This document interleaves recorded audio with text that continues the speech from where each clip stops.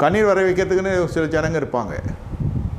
பார்வோனுடைய ஆவி நம்ம வட்டாரத்தில் இருக்கும், லாபானுடைய ஆவி நம்ம வட்டாரத்தில் இருக்கும். நீ போக நான் விடுவதில்லை.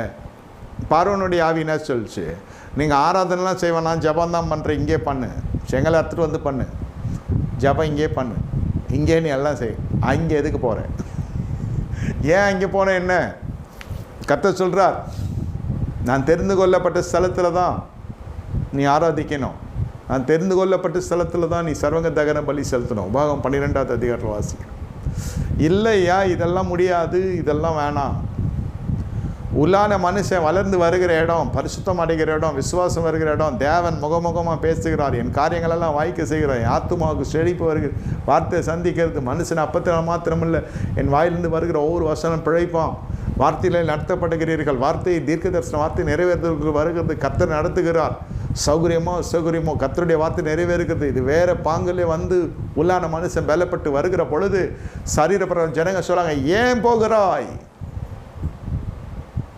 நீங்கள் அப்போ தான் நகைக்க ஆரம்பிக்கிற நேரம், நீங்கள் செய்ததுக்கெல்லாம் நீங்களே வருந்தி மனம் திரும்பி மனக்கு ஸ்தாபப்படுகிற நேரம், புது சிஷ்டியாக மாறிக்கொண்டு வருகிறீங்க, புதிய ஆசீர்வாதம் வந்து கொண்டிருக்குது, துருத்தியை சுத்தம் பண்ணி பழைய ரசத்தை தூக்கி ஊற்றி புதிய ரசமாய் நீங்கள் மாறுகிறீங்க, உங்களை நீங்களே சுத்திகரித்து கொண்டிருக்க இந்த நேரத்தில் பார்வோனுடைய ஆவி வருகிறது, லாபானுடைய ஆவி வருகிறது. எழுத்தின் பிரகாரமாக சொல்லுகிறேன், உங்களுடைய ஜனங்களே உங்களுக்கு எதிரிட்டு நிற்பாங்க, அதை மேற்கொண்டு வருகிறது தான் நீங்கள் காணப்போகிற அதிசயம். அப்போ தான் உதடு நகைக்கும், துதியினால் நிறைந்திருக்கும், முகம் பிரகாசனால் நிறைந்திருக்கும், நீங்கள் நகைப்பீர்கள். எல்லாரோடு இருக்க வேண்டும் என்று நினைக்கிற வரைக்கும் நமக்கு நகைப்பு என்பது எதிர்கால கனவாக இருக்கும், சிலருக்கு தீர்க்க தரிசனமாக இருக்கும். அது அப்போ தான் நிறைவேறுறது. What are the initiatives you have taken for getting the word to be fulfil your life? இந்த வார்த்தையெல்லாம் நிறைவேறதுக்கு என்ன தான் நீங்கள் பிரயாசம் பட்டீங்க?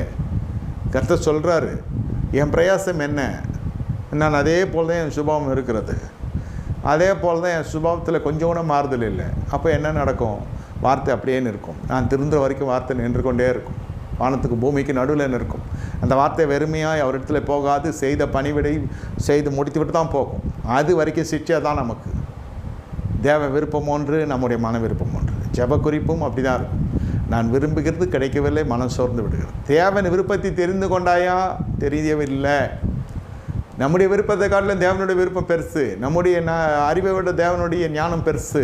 அந்த சரசனை படைத்த தேவன் நமக்காக யாரும் செய்து முடிப்பார். அதை சார்ந்து கொள்ளும் சேர்ந்து கொள்ளும் என்று போதிக்கிற இடத்தில் ஆள் இல்லை. நான் விரும்புகிறபடி எனக்கு வேண்டும் என்ற இடத்தில் தான் ஜனங்க நிற்கிறாங்க.